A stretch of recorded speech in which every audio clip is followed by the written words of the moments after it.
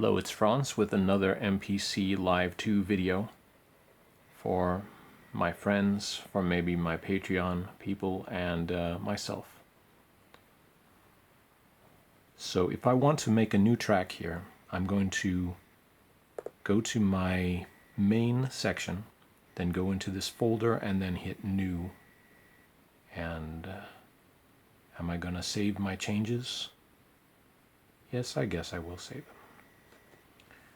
It operates much like a computer, a lot of the same complexities. It's a special, so I'll start with an empty project here. And I have this track. And of course, when you start with an empty project, it's really empty. There's no sound in here at all. It's a sampler, of course, primarily a sampler. So then I'm going to go to the menu here and the browser. And yeah, I could sample in a bunch of stuff, but oftentimes I'll switch on the speakers here. A lot of times I will use presets as a start, but the thing is I'll take apart the presets really thoroughly just for their raw materials rather than keeping it here. And one thing that sort of annoys me as I'm looking through these preset drum kits is the fact that they are all of these preset kits, they have melody parts in them. You can hear this sort of melody. And my problem with that is that if I hear a melody while I have an idea, I have to quickly get down my idea before I forget it. But if I hear a bunch of dubstep or, you know, whatever, it's gonna suddenly erase my thoughts. So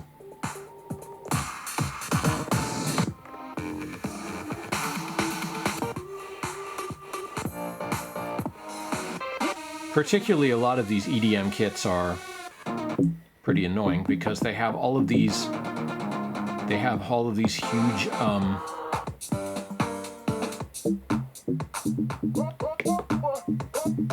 I will start with that one. So it's just fun to go through. So here we have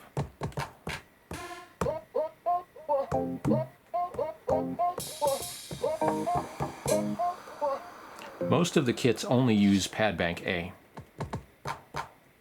but I usually use the note repeat to pin down. It's a pet peeve of mine. I always want the first kick drum on the first bar. So I might even go into main and then go into grid mode so I can see. I'm used to my Electribes. I like to be able to see the beat forming. Oh wait, but I'm not overdubbing yet, you see.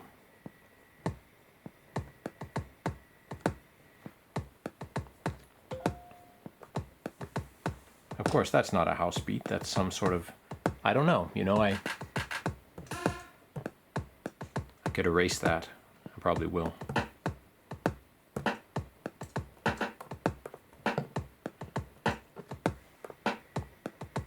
It's interesting because you can hit the buttons, but you can also just sort of have your hand on them already and then just force, give it a little force there. And actually that may be a better way to get a variety of pressure, is by using, I guess it's the aftertouch. Really nice buttons, I really like them. And I have, because I'm used to Electribes and stuff that doesn't have a pressure sensitive thing, I have them set to the maximum possible sensitivity because I'm not used to hitting the things too hard. You know, I'm careful with my machines, and this machine is a lot tougher than what I'm used to having. But so there I've laid down a basic thing. And often I would have a song idea or something, so then I would want to quick lay down a vocal track or something like that. And you'd think that I would want to use the looper, but I don't really like the way the looper is implemented, because after you're done looping, you have to transfer the sample to some other place to use it, and that is a pain. The other thing is too many menus, you know, jumping menu back, forth, here, there, everywhere. So here on the mix, see, so you forget where is everything. Turn on my note repeater, turn it off there. So where the heck are we? All right, so here is a MIDI track. This is our first drums. But then we go to audio tracks. See this little switch back and forth that I couldn't figure out what the heck was going on when I was first starting this. Here's audio track 1, and we can look into it, do the input configuration, and wait a minute, see, I changed the sequence there. And this sort of back and forth multiple screen view, I don't like it, because I'm just used to a DAW or something where you have a centralized screen that really holds everything together. But, I mean, I guess this is the centralized screen, but everything keeps flip-flopping on it, and you lose track of all of your different tracks. So, see, when I'm up in the input here, I'm going to switch my input to input 1. That's where my vocal things would come in, and then I would go in and edit the audio after arming the audio in. And still, I would have to go into this other thing to do the send effects that I like to have. I always like to have vocal echo, as you might remember. But to do that vocal echo, I will have to go into the channel mixer, and then I'll have to assign a send effect amount here. So that's an amount of send. Oh, wait a minute, I just put send effect on the drums, see? That's not what I want to do. Maybe a little echo on the drums. But then, see, then I have to go up to programs, and then I switch over to audio tracks. And there's my audio track waiting to be vocal recorded in. But it's like, why should the audio track be on another area? It's like a maze trying to find what I want to find. So on this, let's see. So anyway, then I go up here to my insert effects, and I guess I've just been spoiled by using Ableton for 20 years and other DAWs and stuff like that, but I just can't go back to this kind of crude arrangement, even though I'm used to using drum machines, but I sort of record that as a track into a DAW or something like that. But here's the air delay. So now I've armed that delay, and I'll change it to, it's ironic that I finally use it when I'm finally understanding sort of how to use it now that I'm about to return it. But so I go back here to the mix, and then I go back to my MIDI tracks, and suppose I do want to, what is going on here? All right, mix, then you see, it's a maze.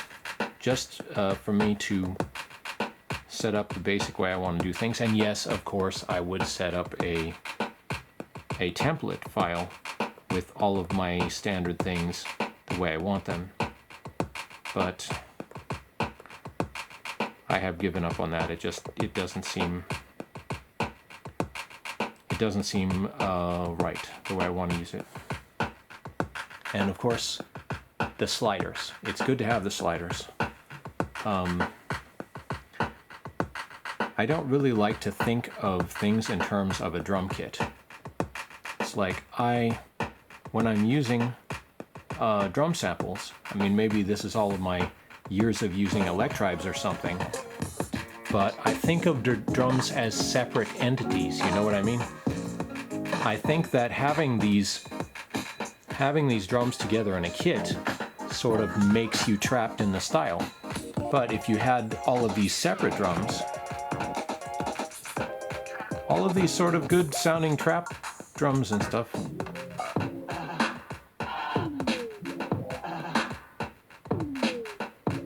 percussion and sound effects and all of this, it's a really good sound bank. Even though, as people would say, it's brass. As people would say, it is a bit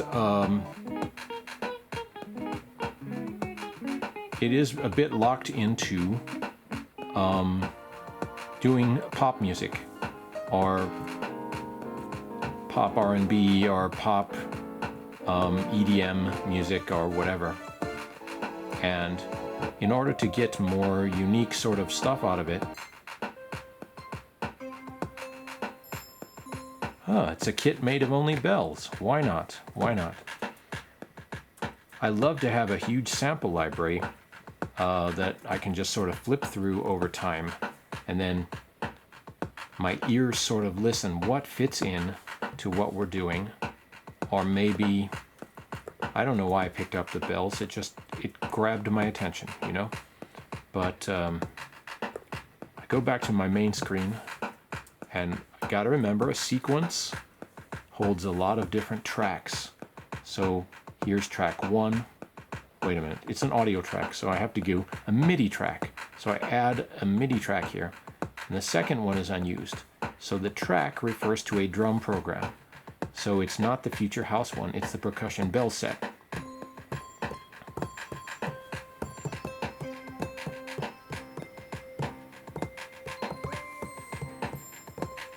Well, this could be annoying very fast, couldn't it?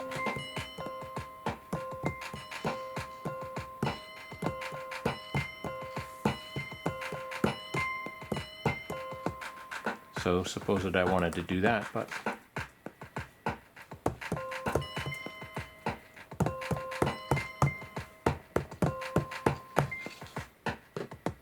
did it work? Oh, it didn't. Watch this.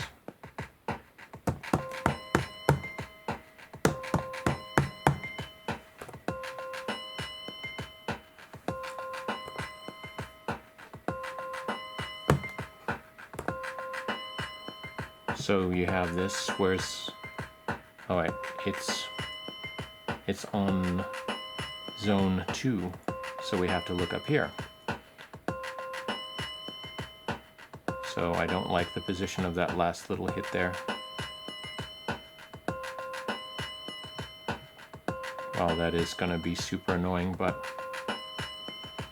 I hate to say it, but I think a lot of the EDM and trap stuff has a level of intentional annoyance to it.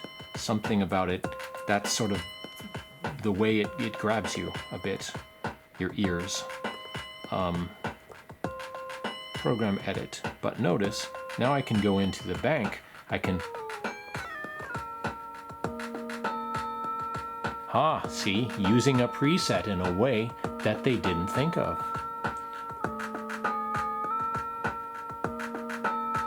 Now it sounds like a sort of weird set of wind chimes, doesn't it? See, we took the entire,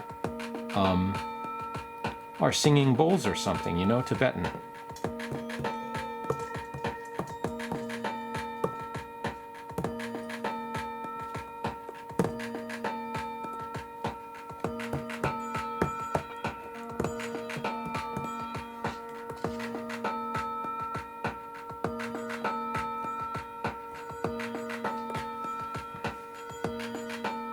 So that's an interesting loop there. Of course, it's already going to annoy us pretty fast, but see, if I want to mute it, what do? I have to go to this mute screen, and the mute screen flips between different kinds of muting. Like I could mute certain bells.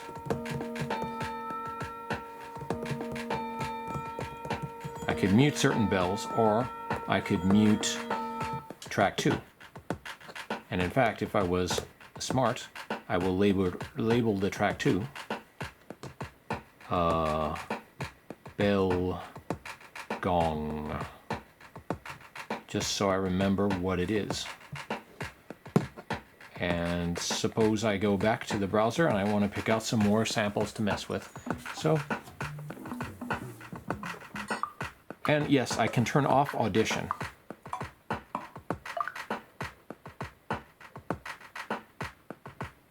Yeah, I can turn off Audition, and then I don't have to hear that. And I guess what that means is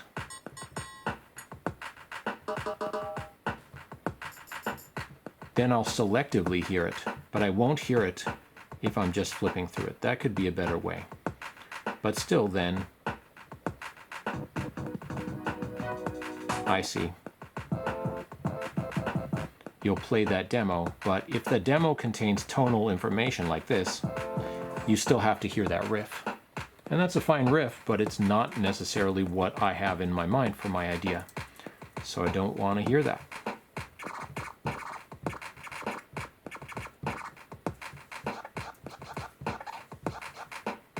I have a turntable over there, but I'm not a turntablist really. Like to be in future, but so here's a bank of just turntable scratches. So to play this though, I have to go to the menu, and then the track is number 3 unused, and then you have to make the drum program. The track controls the drum program number 3.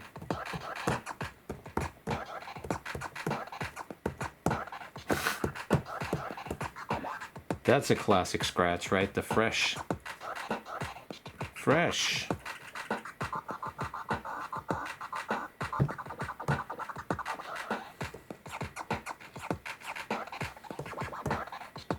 Now we think we're going back to the early 80s, right? But again, I can adjust my... Wow, that's interesting. Because it's time stretching that scratching.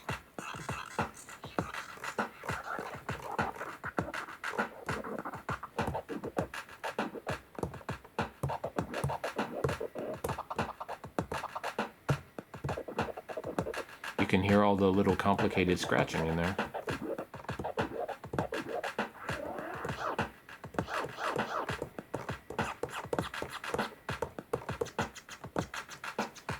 So suppose I want to do the note repeat in a more creative way. I can't get my note repeat right now. Let's see. There.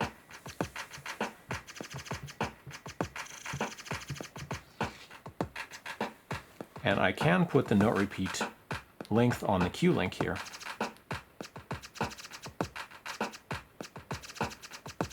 Sometimes it doesn't work that well. I don't know why.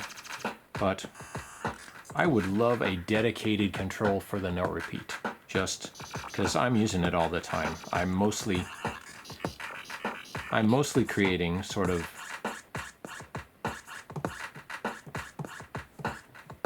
things that are on mathematical timing rather than funky timing, even though I like funky timing too though, but I'm used to thinking of funky timing in terms of a swing value. So it's mathematical anyway.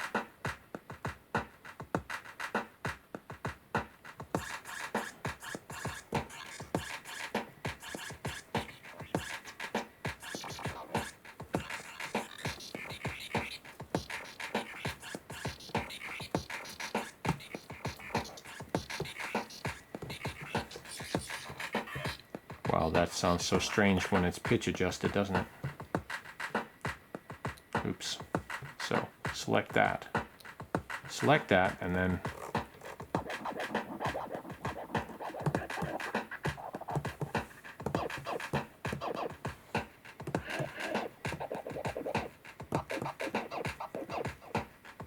all right.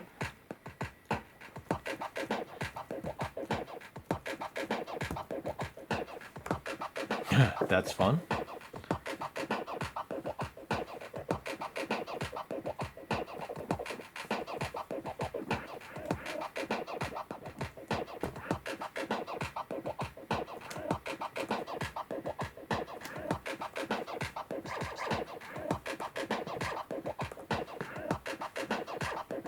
So anyway, by just using a nicely created sound bank, sounds like a real sort of scratch bonanza here.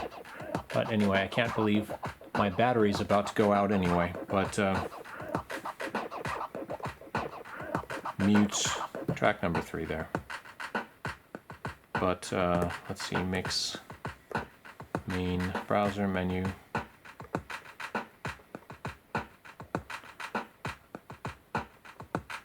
Oh yeah, right, no audition. I don't hear it. Oh, I could select warp and then it will warp it to the thing.